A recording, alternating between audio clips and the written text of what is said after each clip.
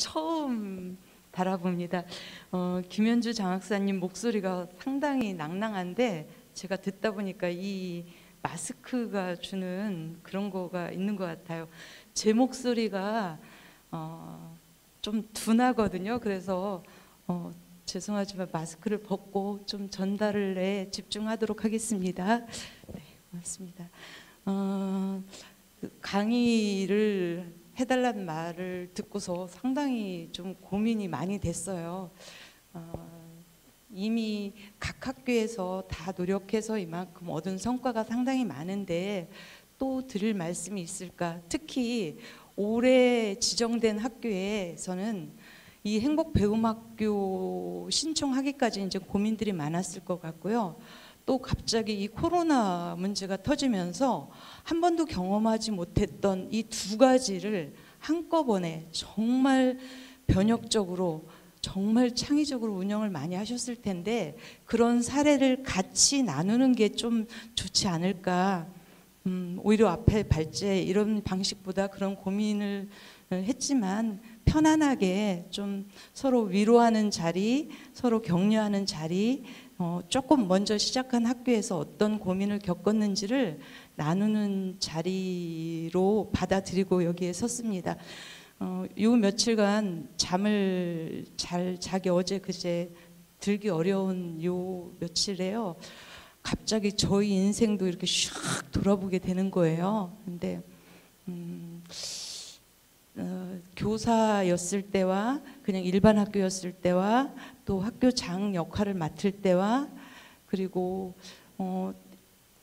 강의 요청이 있어서 나가서 뭘 발표할 때가 너무 이렇게 저희 삶을 다시 업하는 부분이 있었습니다.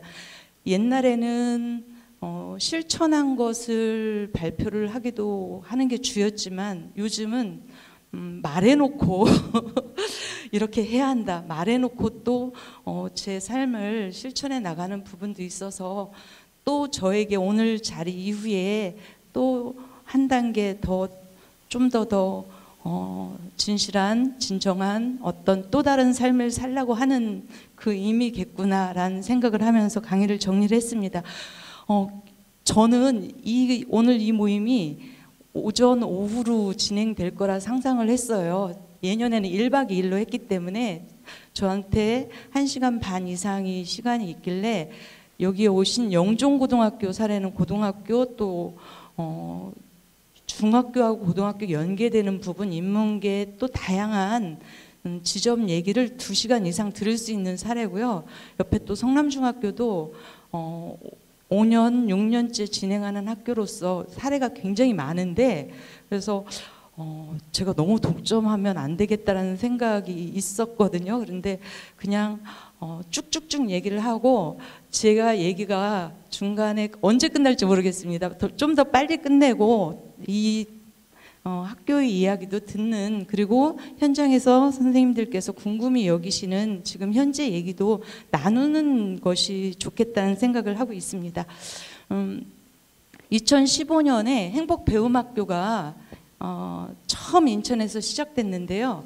이 행복배움학교 네이밍을 했던 장학사님이 어떠냐고 이름을 물었어요. 발표하고 난 다음에. 그래서 사석에서 정말 마음에 든다.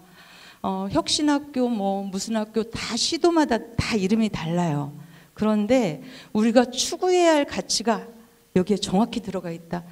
우리는 하루하루 살기는 살고 공부를 하고 아이들을 가르치긴 했지만 행복이 뭔지 조차도 서로 말해본 일도 없고 그 행복을 배워본 일도 없는 거예요. 그런데 늦게나마 우리가 교직에 있지만 아이들에게 행복을 얘기하고 그리고 그 행복을 배울 수 있도록 학교가 안내할 수 있다면 이게 얼마나 좋겠는가. 정확한 가치가 들어있어서 이렇게 상징적으로 말한 것보다 철학이 확실히 녹아있다. 근데 15년에요.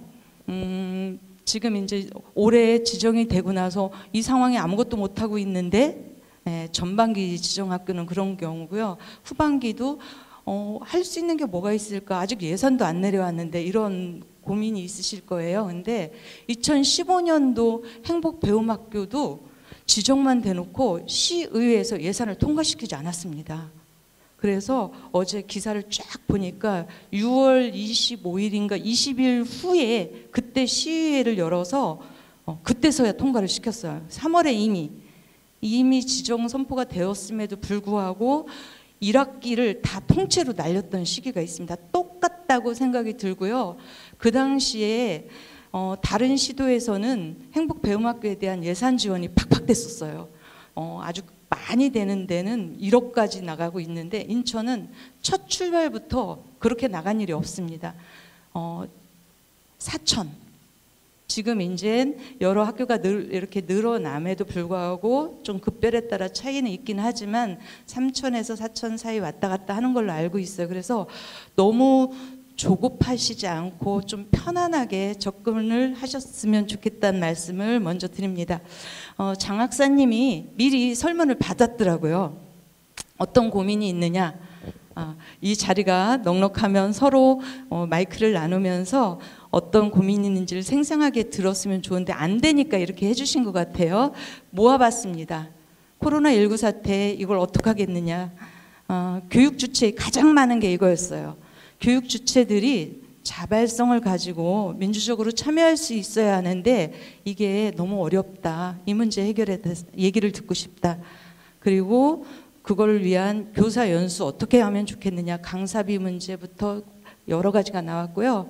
수업 혁신이 중요하다고 하는데 그러면 수업 혁신은 어떻게 하면 좋겠느냐. 특히 코로나 때문에 행복배움학교에 그동안에 가져왔던 성과와 코로나 이 상황에서 이게 연계가 매칭이 될 수 있겠느냐 이런 의문이 있었고요. 학교의 수많은 갈등, 민주적인 학교 운영과 관련이 있고요. 생활협약, 학교 현장, 가치를 서로 만들어 나가는 과정을 그 과정을 어떻게 거쳤느냐, 그리고 아이들이 지키지 않을 때 어떻게 하면 좋겠느냐. 마을교육 공동체가 이제 또 다른 이슈이긴 한데 그러면 이 문제를 어떻게 해결했느냐. 선악중학교에서는 또 인프라가 얼만큼 구축이 되어 있고 이걸 나눌 수 있을 정도의 각 지자체와의 협약사항은 어느 정도냐. 다 1년 차기 때문에 그러면 그 수많은 과제 중에서 제일 중요하게 생각하는 거 1차 연도에 맨 먼저 해야 할 게 뭐냐. 수행평가 점점 이제 늘어났었잖아요. 그동안에 100%까지 늘어났었다가 갑자기 이제 뭐 10%로 줄이라고 했는데 실제 현장에서 보니까 선생님들이 10%를 하시지 못하더라고요. 시험 한 번 보는데 이론으로 그것도 온라인으로 다 수업하는 문제에 그걸 할 때 도저히 10%로 줄일 경우에 아이들이 부담이 너무 크다. 그래서 대개 50% 전후까지 진행을 하고 있는데 너무 고민이 많다 이런 데도 있었고요. 자유학기 외부 강사 초청해서 직접 체험을 해야 되는데 이게 지금 되고 있느냐. 공간혁신 또 교육청에서 많이 얘기하고 있고 전국적으로 계속 사업이 진행되고 있는데 공문이 와도 선뜻 지원할 수 없다. 어떻게 하면 좋겠느냐. 예산 사용 문제, 그 다음에 업무 경감. 행복배움은 잘 학교 운영을 해야 하는데 업무 경감을 도대체 어떻게 할 수 있느냐. 이런 등등의 질문들이 대체로 많았습니다. 맞으시죠? 이거 외에 더 질문이 있으면 여기 제가 이제 답변을 드릴 수 있는 게 있고요. 없는 게 있을 거고요. 없는 건 여기 계신 이제 학교에서 또 채워주실 겁니다. 그리고 거기서도 답이 안 나온 건 또 교육청에 따로 문의를 해보시는 방법이 있을 것 같고요. 그래도 내 질문에 대한 답이 없다. 그건 정말 찾아내시고 선도적으로 앞서서 문제를 해결해 나갈 수 있는 것까지도 질문이 다 있다고 생각을 합니다. 전체적으로 이렇게 살펴보시면 될 것 같습니다. 이렇게 말씀드릴 거예요. 코로나 때문에 갑자기 이렇게 우리가 위축됐지만 그것이 준 의미가 있습니다. 그 얘기 잠깐 드릴 거고요. 모든 질문을 종합해 보니까 행복배움학교가 무엇인지에 대한 상이 정확히 그려지지 않아서 아까 수많은 질문들이 있으셨다는 생각이 들어서 갑자기 원고에는 없지만 이 부분을 집어넣습니다. 이 질문지를 나중에 받아서 그러면 행복배움학교가 뭔지를 좀 집어넣고요. 선악중학교에 조금 먼저 반발짝 먼저 시작했던 사례를 그냥 간단히 훑어서 말씀드리겠습니다.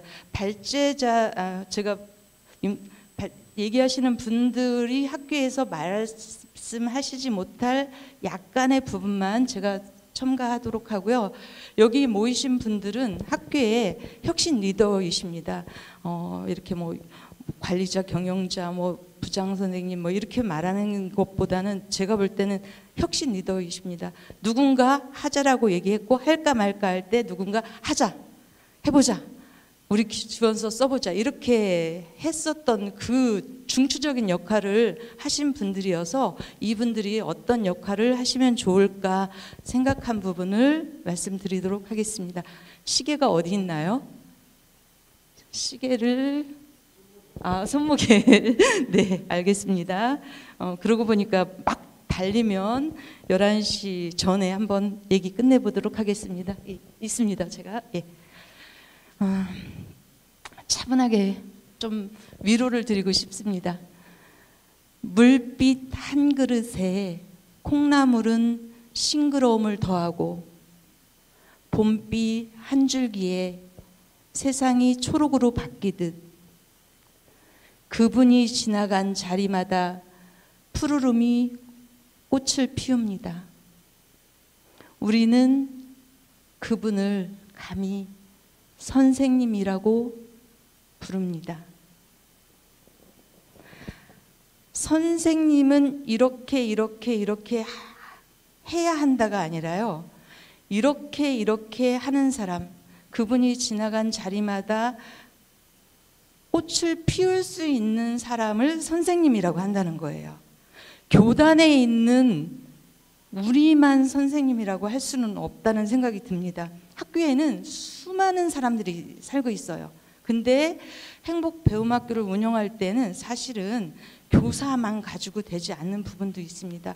그 모든 분들이 아이들을 꽃을 피울 수 있도록 살려내는 거고 그 맨 앞에 교사가 있다라는 생각이 듭니다. 교사가 얼마나 행복한지에 관한 이야기고요. 코로나 문제 때문에 우리가 힘들긴 하지만 많은 위로를 드릴 수 있는 영상을 하나 가져왔습니다. 요 하나만 보고도 행복배움학교에 대한 흔들리는 생각이 좀 정리될 수 있으면 좋겠고요. 이건 이 행복배움학교에 관한 영상이 아니라 어떤 책을 소개하는 그 작가 인터뷰예요. 근데 매우 젊은 작가가 생각하는 모습, 이야기를 한번 들어보도록 하겠습니다.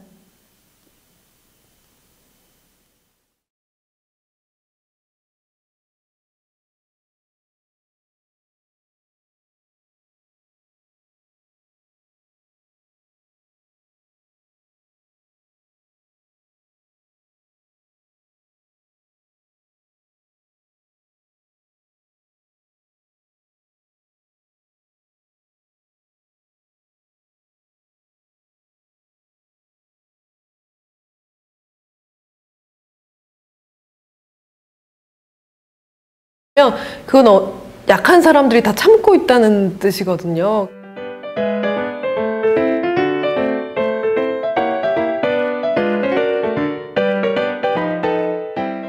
안녕하세요. 저는 소설 쓰는 정세랑입니다.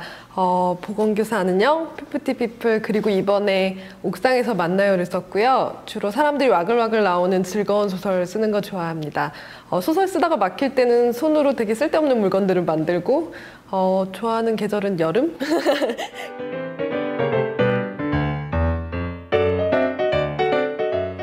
제 생각에는 다양한 삶의 형태를 꼭 여성들뿐만 아니라 여러 사람들이 다 가질 수 있었으면 좋겠어요. 꼭 어떤 형태로 어떤 어른이 되어서 어떤 삶의 경로를 거쳐 살아야 해라는 어떤 당위 없이 정말 살고 싶은 방식대로 다양하게 여러 형태를 띠고 살 수 있도록 서로 응원하는 것이 아마 연대가 아닐까 생각합니다.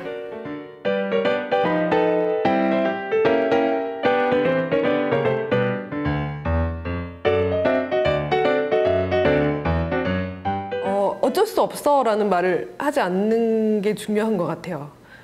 어떤 일들은 항상 위험해, 어떤 일들은 그럴 수밖에 없어라고 말하지 않는 것, 사실은 다 변할 수 있다고 생각해요. 어쩔 수 있는 일들이라고 생각하기 때문에 어쩔 수 없어라는 말을 하지 않는 것에서부터 연대가 시작되지 않나 생각하고 있습니다.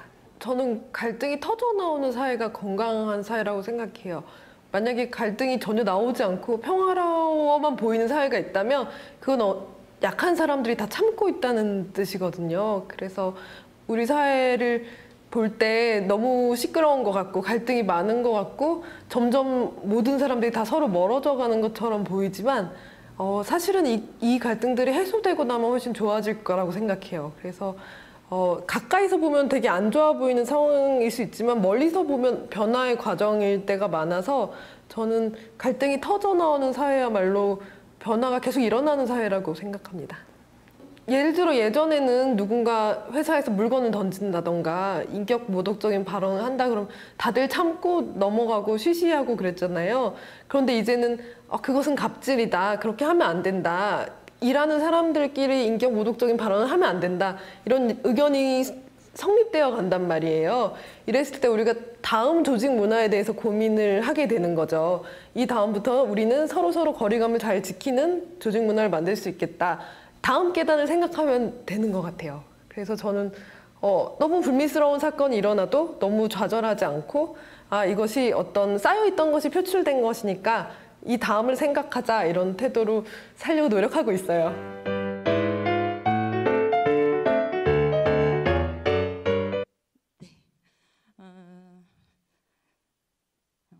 다양한 삶을 살 수 있는 소설 속에 그런 인물을 그리는데 아이들로 행복 배움학교를 그렇게 생각할 수 있을 것 같고요. 할 수 없어라고 말하지 않는 것, 어쩔 수 없어, 난 이거밖에 할 수가 없어라고 말하지 않는 것.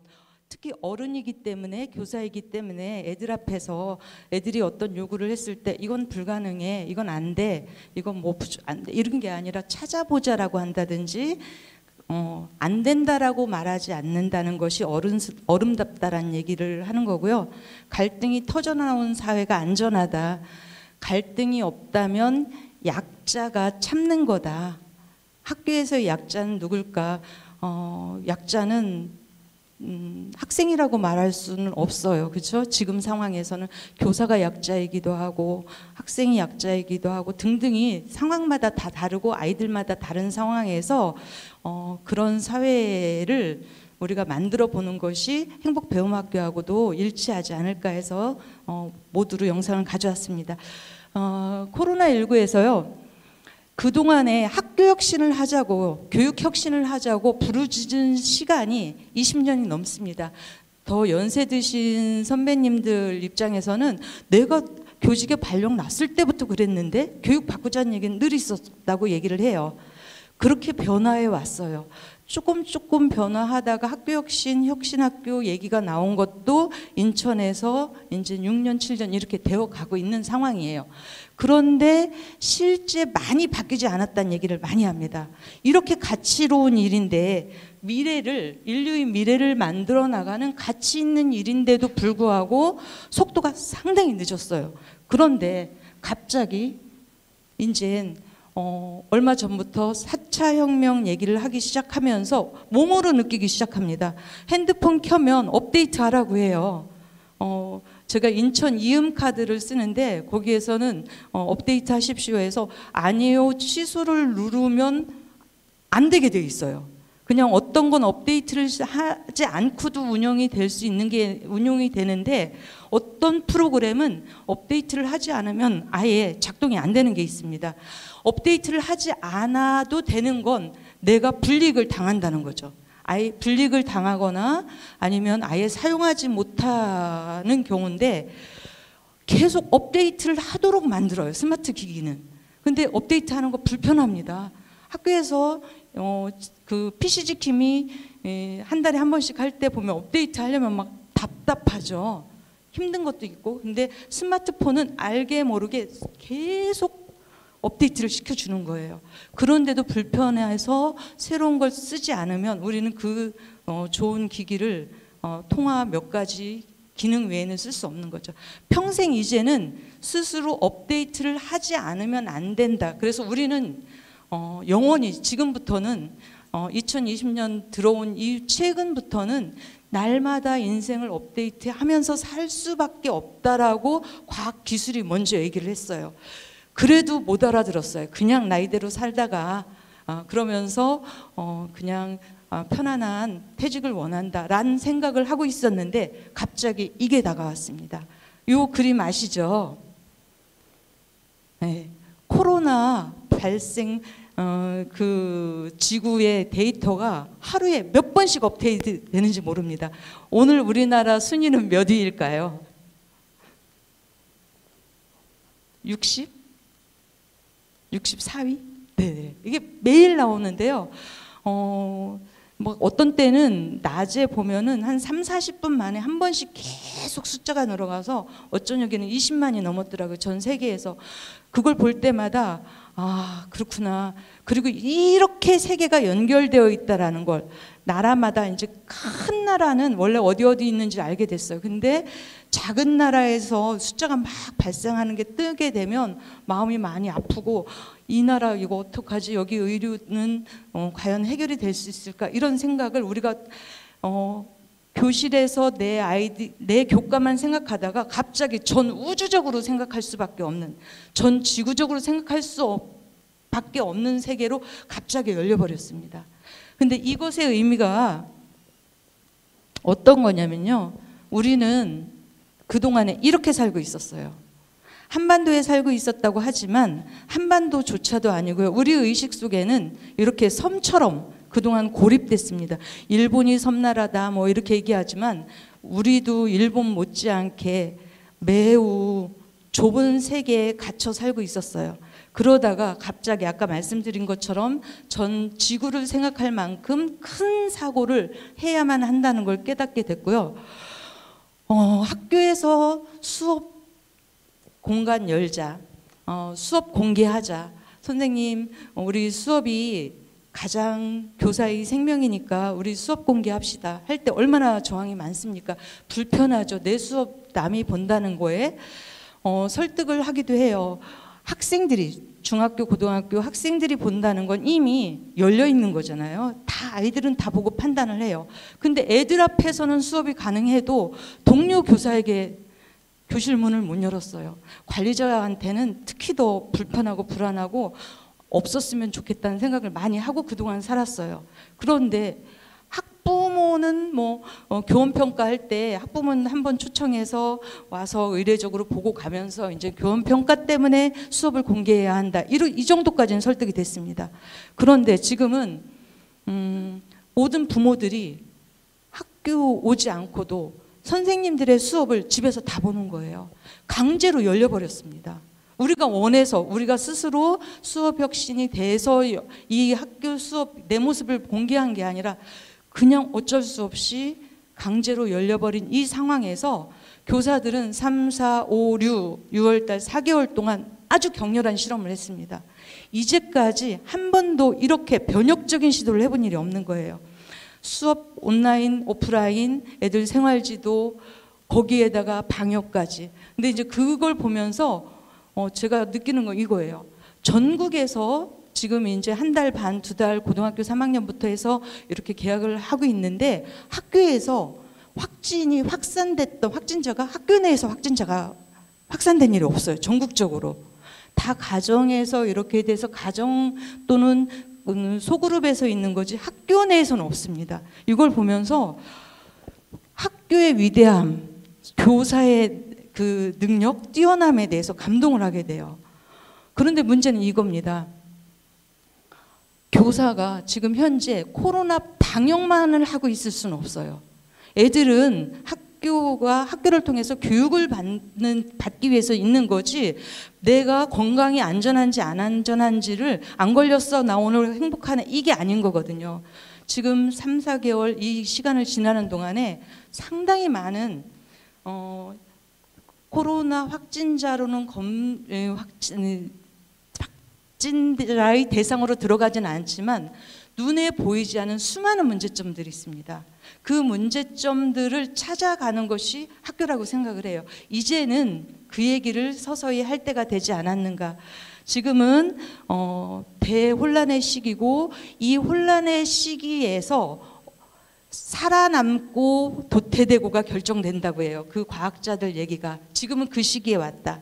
교육도 방역만 하다가 교육은 한순간에 사라질 수도 있다라는 생각을 합니다. 왜요? 아이들 학교 오는 거 굉장히 싫어하죠. 학교가 좋다고 해요. 근데 벌써 이렇게 있다 보니까 클릭해서 온라인 수업에 그냥 아주 기초만 하면 통과인 경우가 되다 보니까 학교가 그렇게 필요하잖아. 학교 의자 딱딱합니다. 집에 소파에 누워서 할 수 있는데 훨씬 안락한 환경이 있는데 재미있는 것들이 많은데 굳이 학교에 와서 통제받으면서 지시받으면서 억압당하면서 수업하는 건 애들이 불편하겠죠. 만약 전체 학교 아이들을 하라고 했을 때 과연 아이들이 잘 올까? 어느 학교에서 고민하시는 교장 선생님 봤습니다. 자가 검진해서 안 올 수 있는 권리가 있잖아요. 수십 명이 학교로 안 오는 거예요. 그러면 학교란 존재는 한순간에 무너질 수 있다라는 생각을 하고 있습니다. 결론적으로 말씀을 드리면요. 네, 여기에 이제 집중해서 말씀을 드리겠다는 얘기를 했는데 이제 모든 학교 다 경험했을 거니까 이제 3분의 1만 등교하라고 했잖아요. 근데 어떤 경우를 발견을 했냐면 등교를 하라고 할 때는 결석을 해요. 근데 등교가 아닌 다른 주에 오라고 하면 오는 애들이 있어요. 걔는 관계 맺는 게 힘든 거예요. 올해 1학년은 너무 불쌍합니다. 짝꿍도 없어요. 3학년부터 왔잖아요. 고등학교는 3학년부터 등교해도 된다고 생각을 해요. 근데 중학교도 과연 3학년부터 왔어야 했을까? 라는 이제 지금의 고민이 있어요. 얘네들은 와서 짝꿍도 없이 마스크 끼고 있다가 오직 급식 먹을 때만, 점심 먹을 때만 마스크를 벗어요. 자기 존재를 서로 관계를 나눌 시간이 없습니다. 그러다 보니까 그 아이들이 갖는 고립감은 이루 말할 수 없어요. 정서 심리 행동 검사가 끝났고 결과가 나왔는데요. 기존에 있던 때의 2배, 3배의 아이들이 마음이 아픕니다. 그러면 그 아이들 그대로 둘 것이냐, 반대로 등교를 하게 시키는 거예요. 다른 아이들이 없을 때 학교를 나올 수 있게. 그러면 이게 만약에 터졌을 때 보장해 주나? 이런 고민들 많이 하고요. 선생님들은 그런 얘기 많이 하세요. 실시간으로 계속 수업을 하다 보니까 학교에서 그냥 이렇게 쫙 놓고 수업을 했지만 한 명 한 명을 들여다볼 기회가 생겼다. 코로나가 준 발견이라고 말씀을 하셨어요. 아이 한 명 한 명을 볼 수 있는 기회. 네. 그런데 등등해서 이제 아이들이 이런 얘기를 해요. 저희 학교에서는 실시간 수업을 많은 선생님들이 하시다 보니까 그리고 과제도 그냥 이렇게 링크를 걸어서 하루 언제든지 해도 되는 방식이 아니라 우리 학교에서는 선생님들이 토론을 해서 아이들이 이렇게 오래될 줄을 몰랐던 것이기도 해요. 아이들이 학교에 돌아왔을 때 생활이 흩어지지 않는 일상적인 수업이 가능하도록 선생님들이 수업을 하시겠다. 그래서 모든 과제를 5분 전에 오픈이 가능합니다. 미리 클릭해서 할 수 없어요. 딱 정시에 시작해서 딱딱딱 할 수 있고 5분 전에, 그리고 그날의 과제를 6시까지만 받고 실시간 선생님들이 들어가서 수업을 하시는 방법이다 보니까 이제 아이들의 문제점이 체크가 금방 되긴 하는데 요즘에 이제 그런 얘기도 해요. 전학 가고 싶다는 아이가 한 명이 나왔어요. 다른 친구, 제 친구 다른 학교에 있는 친구는 그냥 잠깐 하고서 나와서 노는데 자기만 그 그룹에 낄 수 없다는 거예요. 그 친구도, 나에겐 친구가 더 중요한데 이 학교에서는 친구도 안 만들어주면서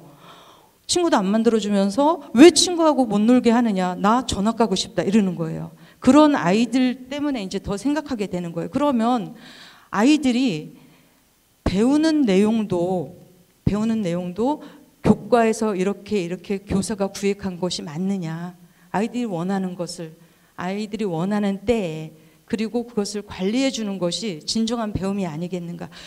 이것을 실천하는 학교가 살아남을 거라고 생각을 합니다.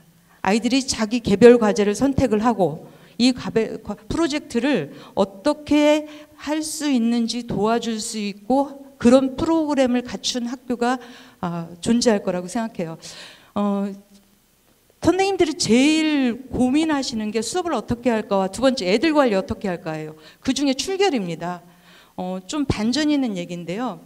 2017년도에 교장연수를 핀란드로 갔는데 거기에 이제 교민이 나오셔서 이제 안내를 해주셨어요. 그리고 자기 아이들이 어떻게 크는가를 얘기를 하는데 이 말씀을 하셨습니다. 자기 아이가 아프면 어떤 아이가 아프다 그러면 학교를 당연히 빠진다는 겁니다. 아픈데 학교를 나가는 건 있을 수 없다는 거예요. 우리는 이제서 코로나 때문에 내가 열 체크해. 그래서 내가 아파. 그러면 나 빠질 수 있어. 이게 이제 가능한데 지금도 학생이 많이 빠지면 걱정을 하잖아요. 근데 거기는 그렇지 않다고 했어요. 애가 아픈 건 몸이 아플 수도 있고 정신적으로 아플 수 있는데 아침에 일어나서 엄마 나 학교 가기 싫어 그러면 담임쌤한테 전화해서 우리 아이 오늘 학교 가지 못합니다 하면 그걸로 끝이라는 거예요. 부모가 전화하는 걸로. 그리고 그 부모는 애를 간병하기 위해서 쉴 수 있는 권리가 주어진답니다. 아픈 애를 두고서 직장 출근해서 밤 늦게 오면 이건 돌보는 게 아니잖아요. 그래서 그런 사회가 되어 있다. 우리도 아프면 쉴 수 있는 권리가 있다고 지금은 얘기를 해요. 근데 실제는 그러지 못하는 거잖아요. 근데 코로나 때문에 그게 당겨질 가능성이 있다. 너무나 학교에 오는 것이 당연했고 거기에 와서 졸든 엎드려 자든 이게 중요하지 않다라고 그것보다는 학교에 오게 만드는 것이 교사의 역할이었고 학교라고 생각했다면 이 코로나는 학교와 배움에 대해서 생각을 확 열어주고 있다. 그러면 행복배움학교에서는 그걸 어떻게 연결시킬 수 있을 것인가, 애들을 어떻게 볼 것인가 라는 모색들을 해야 할 필요가 있을 것 같습니다. 네, 2부로 넘어갔습니다. 눈에 보이실지 모르겠어요. 제가 도서관 담당 교사를 여러 번 했는데요. 아이들이 이렇게 책꽂이에 꽂아놓으니까 안 읽습니다. 그래서 이렇게 책 시식회라고 성에 관한 이야기, 이성 친구 이야기, 엄마가 싫을 때, 학교 폭력, 아무도 안 읽는 책, 잘 모르는 만화, 공부가 걱정될 때 이렇게 주제를 정해서 테이블별로 하나씩 저걸 갖다 놓고 팻말을 갖다 놓고 그 주제에 맞는 책을 전부 다 뽑아서 이렇게 놓고 아이들이 와서 골라가게 해요. 그러면 훨씬 책을 대출을 잘합니다. 이렇게 하고 있는데요. 매일 떨어지는 주제가 있어요. 아이들이 제일 관심이 많은 건 제가 중학교에 근무했습니다. 고등학교는 아니에요. 네. 어떤 거냐면 엄마가 싫을 때였어요. 엄마가 싫을 때. 애들은 모든 책을 다 엄마가 싫을 때예요. 모든. 근데 잘 읽어보면 물론 엄마가 싫을 때도 있는데 그건 학교가 싫을 때도 되고요. 선생님이 싫을 때예요. 싫은 게 너무 많은 거예요. 그 싫은 것의 주제는 딱 하나예요. 강요. 내가 하고 싶은 걸 스스로 알아서 할 수 있는 나이가 됐다고 생각해요, 애들은. 근데 그걸 애들에게 맡기지 않고 교과가 통제하기 시작할 때 애들은 싫어했습니다. 공감하시죠? 네. 두 번째 문제입니다. 찍기네요, 이건. 네. 이게 코로나 상황이 아니면 서로 이야기를 답이 다를 거기 때문에 토론이 가능해요. 근데 이 이야기를 하시는 이건 박미자 선생님이라고 하시는 중학생 기적의 나이 중학생이 기적을 부르는 나이라고 생각을 하시는 분이에요. 근데 그분의 말씀은 우리가 다 생각해 봐도 알듯이 사회라고 보는 거예요. 사회가 어떠냐에 따라서 아이들이 행복할 수 있고 불행할 수 있죠. 우리 코로나의 이 문제 오직 얘기는 애가 어떻게 성장하느냐에 집중적으로 볼 수 있는 게 아니라 학력고사 대입 어떡하지 여기에 맞춰져 있거든요. 그래서 사회가 어떤 시스템을 갖추고 있느냐, 아이가 아플 때 부모와 함께 쉴 수 있는 그런 사회가 된다면 학생의 행복, 성장에 훨씬 도움이 될 거다. 이렇게 얘기하고요. 서로 토론이 가능합니다. 네. 잘 안 보여서 읽어드릴까요? 오른쪽 그림에서 찾을 수 있는 삼각형의 개수는 모두 몇 개인가?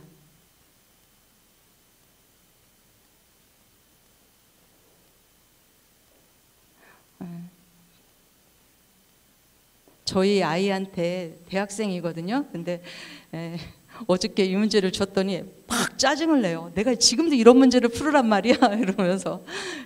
정답은 한 개입니다. 왜 한 개인지 혹시 아셨어요? 오른쪽 그림이어서. 근데 이런 문제가 나오면 우리가 시험을 봤던 우리들은 무조건 막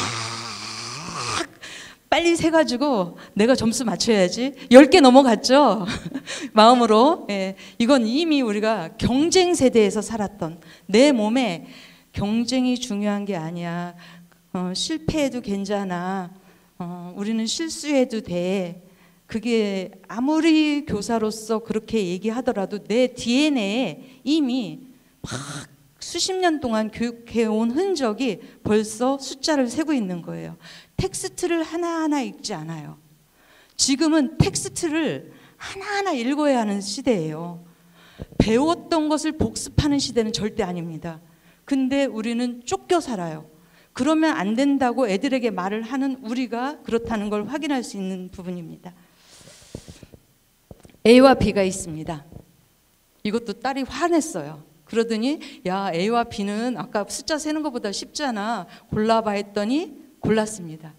저희 애가 고른 건 A 세트예요. 어떤 게 더 테이블 메뉴에 네가 행복하기 위해서 이렇게 메뉴가 A가 있고 B가 있어. 어떤 게 더 행복해질 것 같니? 하니까 저희 애가 A를 골랐어요. 왜? 그랬더니 너무 우아해. 이래요. 여기 있는 A 세트는 서울대학교에서 창체 교과서로 발행한 행복 교과서의 챕터입니다. 그래서 어떻게 하면 되는지, 관점을 바꾸면 행복해질 수 있어. 그렇죠. 이만큼 남았어.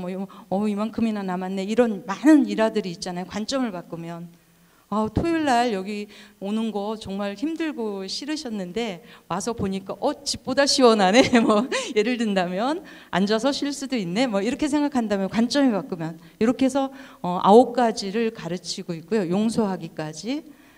저쪽은 덴마크의 행복 비밀. 우리도 행복할 수 있을까? 덴마크의 행복 요건 6가지입니다. 차이는 A는 누가 해야 되는 거냐면 개인 내가 해야 되는 거예요. 나 스스로 노력해야 되는 거예요. 내가 하다 관점도 바꾸고 감사도 하고 비교하지 않으려고 하고 목표 이렇게 하다 마지막 용서까지 해야 돼요. 근데 용서도 못하면 아이들은 창문 너머로 뛰어내리는 거죠. 어떤 과정에서. 근데 B세트는 사회가 해주는 거예요. 자유가 직업을 실업자가 됐을 때 실업 보조금이 나오는 거죠. 월급만큼은 아니지만 안정적으로 다음 직장을 구할 때까지. 그러면 우리는 실업자인 경우 IMF 때 수많은 가장들이 공원으로 나갔다 이런 것도 있고 지금도 또 그렇잖아요. 근데 그 사람들은 아싸 이 직업이 나에게 안 맞네. 다른 직업을 찾을 수 있는 자유가 기회가 주어진 거네. 이렇게 생각하는 거예요. 사회 시스템으로 바꾸는 것이 훨씬 개인이 행복하다는 겁니다. 이번에 공적 자금, 재난 자금 풀었을 때 어떤 사람은 받게 하고 어떤 사람은 안 받게 하고 네 소득이 얼마냐 이렇게 하는 게 아니라 통째 구조를 바꾸는 것이 훨씬 사회를 행복하게 한다고 하는 거고요. 행복 배움학교는 그동안에 개인별로 교사 개인이 얼마나 노력하셨습니까? 수많은 연구, 보고, 수많은 과정을 거쳐서 개인별로 노력했던 것을 학교 전체가 바꾸자고 하는 시스템으로 바뀐 겁니다. 그랬을 때 훨씬 더 쉽게 접근할 수 있을 거다. 이런 말씀을 드립니다. 제가 말을 재미없게 해요. 그냥 편안하시게 들으시면 좋겠습니다. 삶의 힘이 자라는 우리 인천 교육이 이제 저번에 모두가 행복한 교육이어서 이제 슬로건이 이렇게 바뀌었는데요. 모두가 행복한 교육에 있을 때 행복 배움학교가 시작하고 이제 지금 삶의 힘이 자라는 우리 인천 교육인데 지표를 보는 순간 구체적으로 느껴지는 거예요. 아, 애들을 어떻게 해야지? 모두가 행복하는데 어떻게 행복해야 하는, 뭘 해야 되는지 몰랐는데 삶의 힘이라고 정확히 되어 있고요. 키우는이 아니라 자라는 거잖아요. 애들의 힘이 자라는 거예요. 교사가 행복방학교에서 어떤 능력을 기르는 것도 중요하죠. 근데 애들이 성장해야 된다는데 초점이 정확히 있습니다. 근데 지금 여기 다 중등 선생님이신 거잖아요. 근데 중등 선생님들은 내 교과 하나를 가지고 이렇게 계속 살아오신 거예요. 중등 선생님이 제일 불편한 게 창체 들어가는 거예요. 진로 막 들어가는 거. 내 교과가 가서 수업하면 나는 진짜 잘할 자신이 있는데 엉뚱한 게 맡겨지면 너무나 고통스럽습니다. 이거밖에 못해요. 근데 애들은 제가 국어에서 문법 전공이다. 그러면 애들은 국어 문법이 그렇게 필요하지 않아요. 국어 문법 틀린다고 해서 인격이 훼손당하지 않아요. 그런 시대예요. 근데 제가 고문부터 국어 발달사를 다 한다고 생각해 보세요.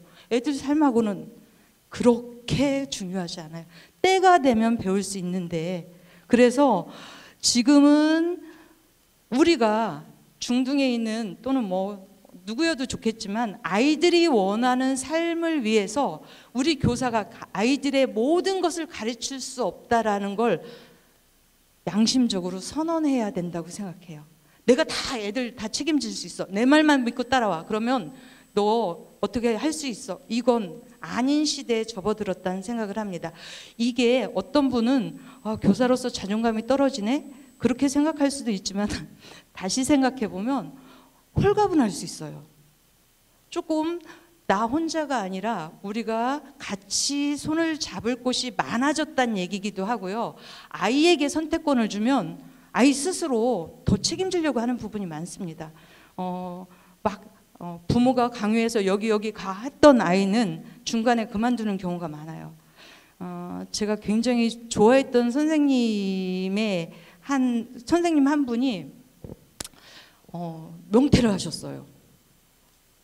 갑자기 명퇴를 하셨는데 그 선생님은 어느 정도 좋으신 분이었냐면 나는 정년퇴직하면 이런 것도 하고 싶어 이런 꿈도 있으셨고요. 학교 아이들 머리 옛날 이렇게 막 자르던 시절에 애들 머리를 그렇게 자르면 되겠느냐, 미장원에 가서 자르는 거 못지않게 내가 잘 잘라주겠다고 해서 미용 기술까지 다 배우신 분이에요. 그래서 애들이 원하는 대로 이렇게 조금씩 잘 들어주시면서 잘라주셨던 분인데, 그분이 학교를 그만두신 가장 큰 이유는 자녀가 이렇게 코스를 쫙 밟아서 딱 돼서 취직까지 하고 난 다음에 됐지요. 제가 하고 싶은 음악 하겠습니다. 이러고 뛰어나간 거예요. 근데 그분이 쿨하게 그럴 수 있잖아요. 근데 그분은 굉장히 양심적이시고 진정성 있던 교사여서 내가 우리 애의 욕구도 모르는데 어떻게 내가 교단에서 애들 앞에 가르칠 수 있냐고 학교를 그만두셨어요. 그 사건이 제 가슴속에 남아 있습니다. 아이들이 원하는 삶과 교사들이 교육하는 것이 다를 수도 있구나라는 생각을 하셨으면 좋겠습니다. 행복배움학교 정의 있는데 이렇게 되어 있어요. 혁신 미래 교육의 모델학교. 행복배움학교가 뭐야 하면 혁신 미래 교육의 모델학교. 핵심이 여기예요. 혁신 미래 교육. 그러니까 지금 현재에도 애들이 행복할 수 있어요. 아니면 코가 껴서 학교 생활을 할 수도 있어요. 근데 그 아이들의 미래까지도 책임질 수 있는 삶의 힘이 자라서 얘네들이 행복할 수 있는, 우리가 가르쳤던 애들이 나중에 행복했다는 얘기를 듣고 싶죠. 이 부분에 대해서 제가 많이 말씀을 드리려고 했는데요. 네. 여기 행복배움학교의 기본 가치에 대해서만 집중적으로 말씀을 드리도록 하겠습니다. 왜 행복 배움학교를 하다가 좀 흔들리고 갈등하고 교사들 간의 갈등이 있냐면 이 기본 가치 철학에 대한 혼돈이 있어서 그런 것 같습니다. 자, 공공성. 첫 번째, 교육 기회와 가능성을 차별 없이 향유하도록 만드는 게 공공성. 학교는 공공성을 지켜야 하는 장소다. 공공성을 추구해야 된다. 이 얘기인데요. 이걸로 빨리 보시면 이해할 수 있을 겁니다. 많이 보셨을 거예요. 야구를 보는데 안 보여요. 그래서 의자를 갖다가 올렸습니다. 하나씩 똑같이 나누어진 건 공평하다고, 평등하다고 얘기하겠죠. 예. 네, 공평. 근데 의자 하나씩을 놨을 때는 이 아이는 그래도 못 보는 거예요. 그때 모두 다 향유할 수 있도록의 초점이 있습니다. 그러면 이분은 의자가 없어도 되니까 안 사용한 의자 하나를 이쪽 아이에게 갖다 준 거죠. 그래서 모두가 즐길 수 있도록, 어떤 경우는 역차별이다 막 이런 얘기까지 있는데 최소한의 야구를 즐길 수 있는 이 기준은 맞춰주자는 거죠. 근데 행복배움학교에서는 이것까지도 없애자고 하는데 나갑니다. 이 울타리가 없으면 되잖아요. 애초에 왜 울타리를 쳐놓고서 못 보게 하는지, 걷어낼 것은 걷어내보자 라는 데까지 더 나아가야 한다고 생각하고요. 가장 고민하시는 민주성에 대해서는 이따 또 말씀해 주실 건데요. 소통과 협력, 참여, 여기에 초점을 둡니다. 수많은 장치가 필요하다고 생각하는데 학교에 시스템은 이미 되어 있어요. 그런데 잘 1년 차에서 안 되는 건 이게 안 됩니다. 문화적인 접근이. 서로 공감하고 신뢰하는 경험이 없어서 행복배움학교 초창기에는 둘러앉는 경우가 제일 많습니다. 이렇게 혼자 얘기하는 게 아니라 둘러앉아서 얘기를 해요. 그런데 둘러앉아서 얘기할 때 마이크가 지나가는 걸 보면 통과할 수 있다고 얘기할 때 그냥 통과시키는 분도 있어요. 그 분은 이런 분이에요. 시간을 조절해서 내가 통과해야 모든 의견을 들을 수 있어. 대개 혁신 리더들이 통과를 합니다. 혁신 리더들이 이 얘기를 길게 해요. 그럼 다음 사람 얘기 못해요. 리더들은 통과해줘야 돼요. 그런데 얘기를 마이크를 들고 덜덜덜 떨면서 얘기하시는 분들 많습니다. 근데 그분의 말이 가장 진정성이 있어요. 그 말씀을 듣도록 하는 자리가 이거예요. 이게 안 되는 경우에 이런 경우도 있고요. 두 번째는 이렇게 모든별로 활동하는 경우가 많습니다. 이렇게 얘기하는 것보다 이때 훨씬 더 활발합니다. 더 편안하게 말할 수 있는 구조예요. 여기 다 돌아앉아서 말하는 것보다는 모든별로 얘기하는 게 훨씬 더 편하겠죠. 세 번째는 이 방법입니다. 이거보다 더 편한 건 말도 하지 않고 포스트잇에 쓰는 거예요. 그리고 그냥 하나 둘 셋 붙이는 거예요. 그리고 마음이 통한 거 골라내고 거기다 선택하는 것. 매우 편안한 방법. 처음부터 토론하고 논쟁을 벌이는 혁신학교는 다 실패합니다. 작은 목소리도 들을 수 있게. 그런데 이 방법을 사용하는 것도 좋습니다. 선생님들이 말 꺼내는 것이 어려워하시는 경우가 굉장히 많아요. 왜냐하면 그동안 말을 많이 하지 않았던 경우에 그래서 여러 가지 이야기를 꺼내낼 수 있는 도구를 이용하는 것도 훨씬 효과적입니다. 거꾸로 얘기하면 이렇게 돼요. 이게 제일 편하고요. 있는 거 가지고 얘기하니까 포스트잇 가지고 하면 자기 생각이 들어가야죠. 그래도 이게 좀 편하고요. 좀 안전한 단위에서 그다음에 이렇게 얘기하는 거, 그다음에 이제 찬반 논쟁까지 가는 것이 과정이라고 보고 있습니다. 저희 학교에서 이 부분을 말씀드리려고 해요. 진행하시는 혁신 리더가 좀 지혜로운 것 같습니다. 어떤 큰 사업이 있을 때 토론을 해요. 굉장히 이제 지금쯤은 격렬하게 서로 반대 의견도 많이 얘기하고, 그럼 반대하면 반대하니까 그만두자가 아니라 다시 반론, 재반론까지 쭉 가는데, 그리고 나서 그 자리에서 결정을 하지 않아요. 결정은 며칠 지난 다음에 더 생각해 보시고 따로 투표하겠습니다. 이렇게 말씀을 하시더라고요. 그거 굉장히 깜짝 놀랐습니다.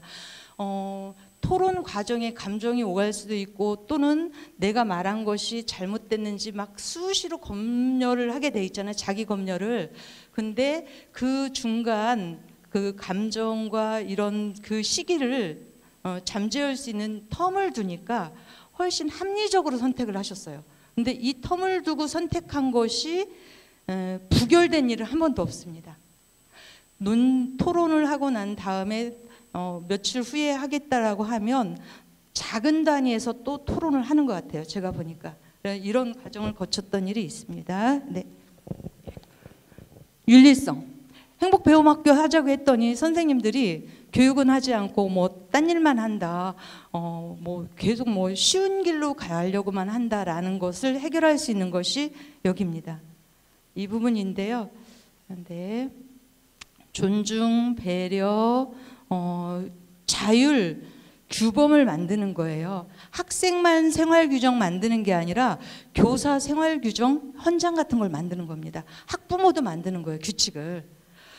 애들만 하라고 하면 교사는 나 마음대로 해도 내가 아닌 거잖아요. 그래서 학부모의 지켜야 할 일, 교사가 지켜야 할 일, 학생이 지켜야 할 일을 교사는 교사끼리가 아니라 교사가 낸 안을 학생이 통과시켜주고 학부모가 통과시켜주고 부모는 학교만 보내는 게 아니라 부모가 가정에서 애들 교육해야 할 일이 있는 거잖아요. 그래서 이 세 가지가 상호 생활 협약이 되어 있을 때 윤리성이 갖추어진다고 보는 겁니다.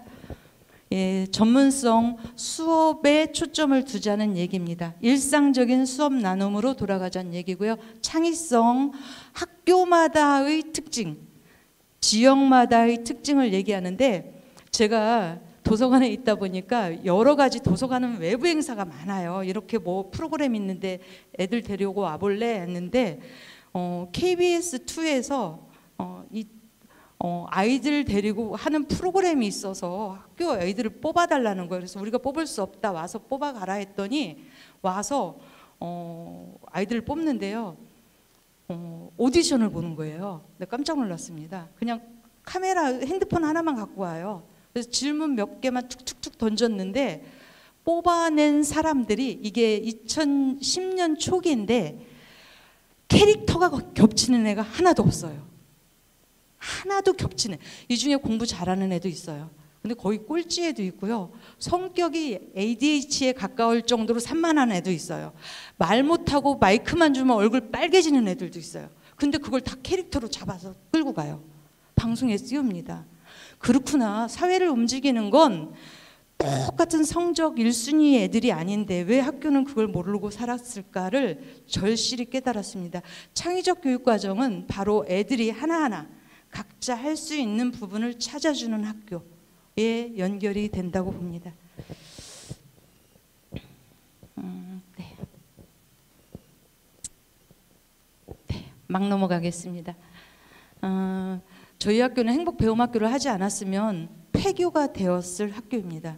인천은 도시 안에서 원도심과 새로운 송도, 또 그다음에 청라, 노년 막 이렇게 쭉 커지고 있잖아요. 각 곳곳에. 근데 저희는 93년도에 학교가 생겼는데 그때는 인천의 연수동에 신도시가 막 생겼던 연수 택지가 개발됐던 첫 해예요.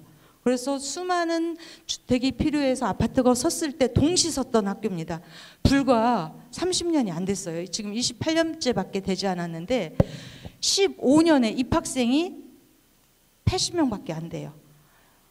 개교할 때 680명이 입학했던 아이들이, 그러면 전교생이 1,500명이 넘었는데 80명씩 입학하면 300명도 안 되는 거예요. 그럼 폐교입니다. 근데 그때 계셨던 학교 선생님들이, 문제는 그것도 1순위가 아니에요. 1지망 학생들은 굉장히 적었다고 해요.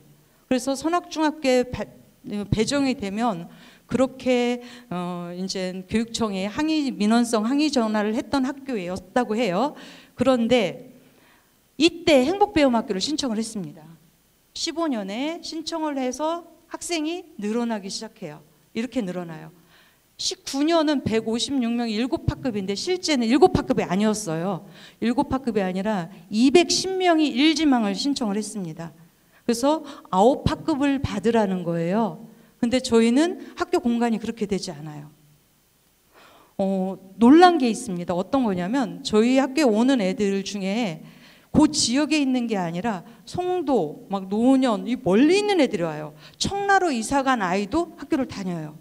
이유가 뭐냐면 요즘의 학부모는 중에는 내 아이를 성적으로만 성적 공부 잘해가지고 이렇게 해서 좋은 대학을 가기를 원하는 학부모가 아닌 분들도 꽤 많아요. 내 소중한 아이가 행복했으면 좋겠어. 걔가 자존감 있고 여러 관계에 잘 맺고 행복했으면 좋겠어 하는 부모들이 많아서 아침에 막 차로 실어 날라요, 부모가. 근데 그거 보면서도 곳곳에 많았으면 좋겠다. 그리고 올해 이제 이렇게 중등에서 저희 주변 학교도 이렇게 돼서 굉장히 행복합니다. 첫 번째 위기는 행복 배움학교를 해서 이제 지금은 5학교로 지금 현재는 이제 17학교인데요. 17학급인데 제가 보니까 555로 맞춰질 것 같아요. 많은 욕심 내지 않고 그 아이들 소중히 잘 넘기겠습니다. 막 넘기겠습니다. 그냥 넘기겠습니다. 그냥 넘기겠습니다. 자, 아이들이 설문조사를 했어요. 서술형으로 그냥 쓰라고 한 거예요. 애들이 급식이 맛있다, 매점에 있다가 학교의 홍보 1위입니다. 이런 말씀을 드려야 할 것 같아요. 좀 불편하실 수도 있을 텐데요. 어느 모임에 지금 우리 학교는 급식을 아직도 간편식을 하고 있다. 이유는 여러 이유가 있는데 간편식을 하고 있다. 교사들도 간편식을 지금 애들은 뭐 며칠에 한 번씩 와서 간편식을 먹으니까, 근데 교사는 매일 먹으니까 너무 힘들어서 좀 국이라도 해줬으면 좋겠다 하는데 급식실에서 그게 어렵다. 원칙상 그럴 수 있을 거라고 생각해요. 근데 저희 영양사 선생님은 어저께 저한테 그 말씀을 하시는 거예요. 급식이 아이들만 해서 급식실은 존재하는 건 아니다. 교사도 학교의 구성원이기 때문에 교사도 급식을 먹는다. 그러면 애들이 먹는 것과 교사가 먹는 건 달라야지 않느냐. 애들 걸, 이거 굉장히 좀 위험한 말이기도 해요 지금. 그런데 그렇게 생각을 하시는 거예요. 그래서 이 선생님은 급식을 반제품이나 이런 걸 사오시지 않아요. 전부 다 와서 다 작업을 손수 하세요. 손이 굽으셨습니다. 직접. 그러니까 음식을 나오는 품질의 질이 어느 정도인지 아시겠죠? 일주일 만에 애들이 들어가요. 화요일까지 나오고, 그런데 식단은 일주일께 붙어 있어요. 근데 1학년이 들어가면서 그러는 거예요. 저 금요일 날 나오면 안 될까요? 그러는 거예요. 왜 그러니까 저거 꼭 먹어보고 싶어요. 이렇게 말하는 거예요. 그 영양사 선생님은 학교의 모든 아이들의 건강 관리를 다 해주십니다. 급식만 그냥 주는 게 아니에요. 항상 마이크를 잡으세요. 오늘은 이 요리를 어떻게 했다. 저는 마이크 잡을 일이 거의 없는데요. 여러분은 일주일 동안 고생 많았어요. 잘 지내고 또 와요. 기다리겠습니다. 이런 말까지 다 하세요. 그러니까 좋아할 수밖에 없는 거죠. 복장으로 알가하지 않는다. 타인의 신체에 대해서 우리는 얼마나 많은 지적을 받았어요. 근데 그 얘기 하지 않아요. 아이들이 제일 좋아하는 겁니다. 교복 점점점 없애서 이제 후드티고 평상복으로 갔는데, 평상복도 애들이 그런 거예요. 여름에 평상복 계속 날마다 빨아야 하는 거잖아요. 불편하고 덥다. 평상복이 약간 그 질감이 면티 있게 하라. 면티 검은색과 흰색으로 아이들이 생활 규정에서 정했어요. 면티 티셔츠를 입고 왔을 때 그게 수업 공부하는데 무슨 방해가 되느냐고요. 아닐 수도 있잖아요. 그런데 애들이 앨범 찍는다, 중요 행사에 있다 하면 다 입고 와요. 꺼내 오느라고 힘들긴 하지만 어쨌든 중요할 때 아닐 때를 정확히 구별해서 입을 줄 알고, 공부할 때만큼은 여러 활동이 있는데 교문 앞에서 복장 가지고 왈가왈부하지 않아서 너무 좋다. 저희 학교 얘기입니다. 그렇지 않은 철학과 원칙을 갖고 있는 학교도 있을 수 있는데 아이들이 그래서 편안해합니다. 그다음에 수업 시간에 말을 많이 하게 한다. 교사는 5분밖에 수업을 안 해요. 애들이 활동하는 거라는 거죠. 그냥 딱 수업 준비해 가서 활동할 수 있도록 이미 설계를 마치고 아이들을 관찰하는 시스템으로 가고 있습니다. 그런데 코로나가 되니까 얼마나 애들이 힘들어하고 하는지 알 수 있겠죠. 이게 바로 창의적 교육 과정이에요. 애들은 학교에 뭔 일이 벌어지는지 곳곳에 선생님이 물론 준비도 하지만 학생회에서 자치회에서 학생 자치회에서 뭔 일을 해요 계속. 근데 코로나 때문에 못 타서 힘들다고 하는데 어저께 학생회 리더십 캠프를 어제 드디어 했습니다. 학년에서 자기네들이 자치회에서 할 게 정해져 있고요. 각 자치회 부서가 따로 있어요. 부서마다. 그럼 부서마다 할 계획들을 어제 발표하는 걸 보고 왔습니다. 애들은 공부만 하려고 학교 오지 않습니다. 우리 학창시절 생각해보면 공부했던 것이 남아있는 게 아니라 내가 뭘 했던 것이 남아있죠. 그래서 이것도 코로나 시대에 아이들 머릿속에서 안전과 이 자치활동을 할 수 있는 부분이 생길 거라고 생각을 하고 있습니다. 수업이 제대로 되는 학교가 우리 학교의 가장 핵심이에요. 모든 교사들이 수업 공개를 합니다. 전제는 모든 교사라고 해요. 단 희망하지 않으면 안 할 수 있어요. 특히 새로 오신 선생님은 안 할 수 있어요. 어떻게 하느냐, 저번에 교장 선생님이 궁금해하신 분이 계셔서 표를 소개합니다. 3월 들어가서 얼마 되지 않았는데 수업 공개가 시작돼요. 선생님 성함 자랑스러워 다 실명으로 밝힙니다. 이 선생님이 1학년 대표로 수업 공개, 2학년. 그리고 이때는 이제 토론을 할 때 이분이 진행자, 이분이 기록자예요. 진행자, 기록자. 학년마다 달라요. 그럼 두 분이 3월에 벌써 발표한 거죠. 어떤 때는 다 차 있는 경우도 있어요. 근데 3월은 좀 어려우셨던 것 같아요. 4월은 이분은 학년 전체에 공개하는 거예요. 이때 빨간색은 외부의 사람들도 옵니다. 외부까지 공개하는 이렇게 구성이 되어 있고요. 세 번째는 세 분이 학년 동시 공개가 되는 거죠. 이렇게. 6월은 아마 시험 때문에 부담스럽다고 해서 한 분이 하신 것 같아요. 시험 끝나고 나서 대표 공개 수업 이렇게 하고요. 교사의 한 80% 이상이 수업을 1년에 한 번씩 공개를 합니다.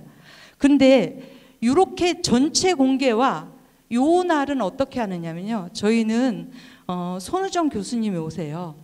그러면 이분 한 분의 수업만 보는 게 아니라 나머지 저희 모든 선생님의 수업을 5분씩이라도 다 돌아가면서 보세요. 전체를. 그리고 그거에 대한 뭐 개개인의 평이 아니라 전체적인 학교 분위기가 지금 수업 분위기가 어떤지를 얘기를 해주세요.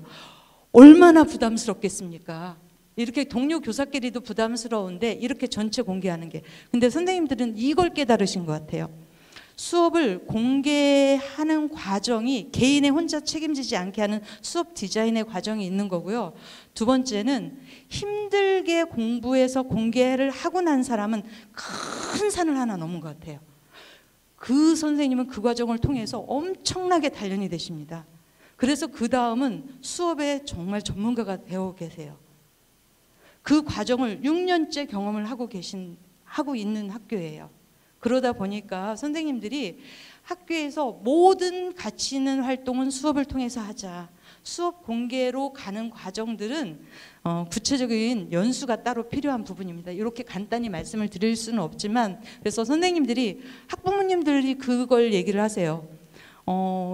수업에 대해서 아이들을 잘 살펴주는 것이 너무 고맙다 라는 말씀을 여러 통로를 통해서 하십니다.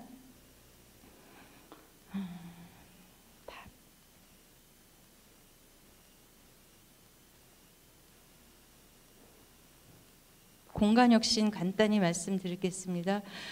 마을교육 공동체 부분은 성기신 선생님 짧게 말씀을 드리고요. 들려주셨으면 좋겠습니다. 네. 저희가 30년에 가까운 학교다 보니까 완전히 학교가 일자형 건물 하나 가지고 생활하는, 그러다 강당 하나 식당 하나 생긴 학교인데요. 서울시 교육청에서 이걸 조사를 했습니다. 공간혁신이 이제 계속 공문이 올 텐데 부담을 가지시 말라고 이제 말씀을 드리는 겁니다. 학생들의 생활을 학교에 여러 가지를 평가를 했더니 꽤 좋아요. 근데 학교 주변 환경이나 학교 시설 설비가 너무 낮아요. 점수가 낮은 편입니다. 근데 그거와 연결이 되는 것이 교육 방법이나 수업 평가도 낮아요. 동시에. 즉 학교의 환경을 바꾸면 수업 방법이나 학교에 대한 질이 올라간다는 거예요. 생각해 보면 집이 훨씬 환경이 좋잖아요. 대부분 아이들이. 그러니까 어떻게 하면 아이들에게 맞게 환경을 바꿔줄 것인지에 대한 고민이 필요한 것 같습니다. 아, 그렇군요. 네. 지금은 참여형 설계로 공문이 나옵니다. 이렇게 있습니다. 교육청에서 공문이 와요. 그리고 설명회를 합니다. 설명회에 대개 담당 교사 한 명이 가요. 근데 담당 교사 한 명이 가서 그 설명을 듣는 순간 가슴이 뛰고 안 하고 싶을 거예요. 그래서 관리자, 교감 선생님이나 제가 가는데 우리 학교에서는 다 교감 선생님이 가셨습니다. 교감 선생님과 교사와 학부모가 같이 가요. 출장을. 같이 가서 네 분이 강의를 듣고 저거 필요해라고 그분이 합의를 해주면 교직원에게 설명을 합니다. 그런데 교직원에게 설명을 할 때 이분 중에 누가 하라고 하면 얼마나 부담스럽겠어요. 그거 못합니다. 중요 사업인데 교육청에서 온 강사가 저희 학교를 부릅니다. 저희 학교 와서 해주십시오. 왜냐하면 의미가 있는 부분이기 때문에 잘 설득을 하실 거 아니에요. 그리고 나서 회의를 하는 거예요. 이게 가능한지 아닌지를. 그리고 나서 회의를 통해서 지원서를 제출을 합니다. 여기에 수많은 회의가 여기에 들어가요. 그리고 나서 제출을 하고 이제 이 과정이 진행이 되는데요.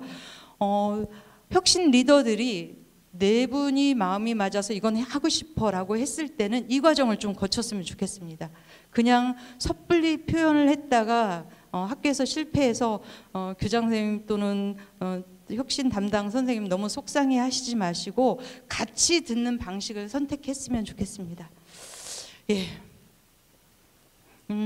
아이들이 원하는 건 교육청에서는 1억 주고 한 공간 정도 이제 바꾸는 거였는데 아이들 얘기 들어보니까 학교에 바꿔야 할 게 필요한 공간이 한두 개가 아니에요. 너무나 많은 제안서를 썼습니다. 그래서 아이들이 원하는 제안서를 가지고 교육청을 갔더니 교육청에서 그래서 아이들에게는 이 일자 건물 몇 개 어떻게 바꾼다고 될 것 같진 않아.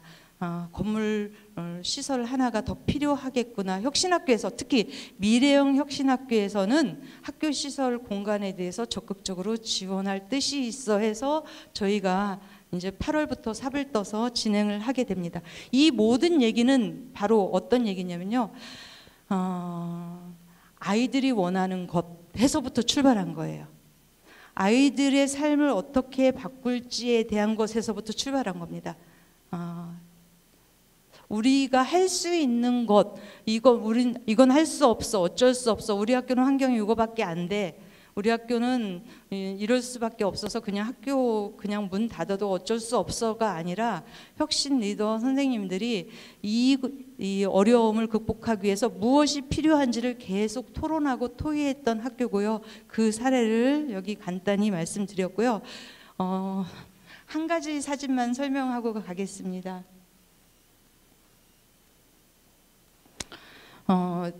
4월 16일 날 아이들이 등교에 이제 그 세월호 관련 그 어떤 노란색이 있는 뭘 갖고 등교를 하는 걸 하겠다는 거예요. 그래서 뭐 하는 거잖아요.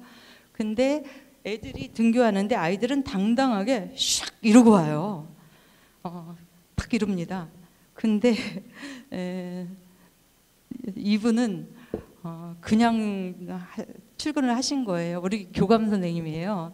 근데 애들이 막 이러고 있으니까 교감 선생님이 들어가셔서 슬그머니 들어가셔서 노란 서류철을 끌고 나오신 거예요. 이렇게 들고 오신 거예요. 근데 제가 가장 감동스러운 순간이었어요.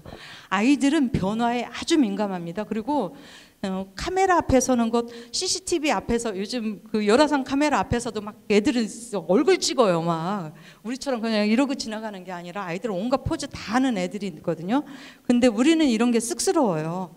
근데 쑥스러운데 한 발짝 이렇게 내디딜 수 있던 것이 난 쑥스러워 못해. 난 나에게 맞지 않아. 나는 어울리지 않아가 아니라 한 발짝 더 이렇게 나가셔서 이렇게 참여해 주셨던 것 때문에 학교가 이렇게 변화 발전하게 되는 거라는 생각을 하고요. 폭발적으로 발전할 수 있는 기회가 저희는 이제 벌써 옛 모델이 될 수 있습니다. 코로나 이전의 학교의 모델인 거나 마찬가지잖아요. 그래서 이제 지금부터 시작하는 2020년 행복배움학교 올해 출범하는 학교는 이전과 새로운 것을 변혁적으로 바꿀 수 있는 좋은 기회. 그래서 저희가 여러 선생님들 학교 다니면서 좋은 의견, 조언을 할 수 있는 시대가 됐다고 생각합니다. 제가 말이 워낙 느리고 할 얘기를 많이 담다 보니까 많이 두서없이 얘기했습니다. 네. 감사합니다. 네.